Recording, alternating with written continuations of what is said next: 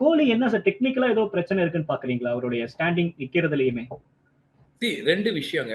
கோலி pollen வந்து வெளிப்படையாவே சொன்னார், எங்களுக்கு ஒரு டாக்டிக்குங்க, 5வது ஸ்டம்ப் 6வது ஸ்டம்பை பார்த்து போடணும், அதுதான் எங்களுக்கு கோலிக்கு நாங்க ஒர்க் அவுட் பண்ணியிருக்கிற ஸ்ட்ராட்டஜி. அதுல வந்து அவரால் அதை எதிர்த்து நின்று ஆட முடியல அப்படிங்கிறார்.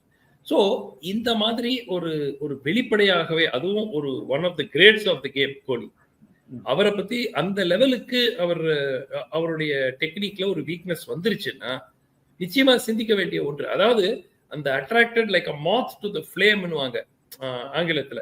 நம்ம அந்த ஈசல் அப்படியே அந்த வழக்கை நோக்கி அந்த ஈசல் அப்படியே இழுப்பாங்கல்ல, அந்த மாதிரி அங்க போட்டா அவரால் ரெசிஸ்ட் பண்ண முடியல. இந்த கடைசி இன்னிங்ஸ் 2 இன்னிங்ஸ்லயும் முதல்ல ஒரு 10-15 பந்துகளை ஸ்டெடியா விட்டாரு. ஆனால் எங்கேயாவது ஒரு இடத்துல அதை ரீச் பண்றாரு. அண்ட் இன்னொரு ரொம்ப அப்சர்வெண்டா ஒருத்தர் சொன்னாரு, சார் இந்த 8 டிஸ்மிஸல்லையும் ஒரு பால் கூட விக்கெட் பக்கம் போல சார், அடிச்சிருக்காரு.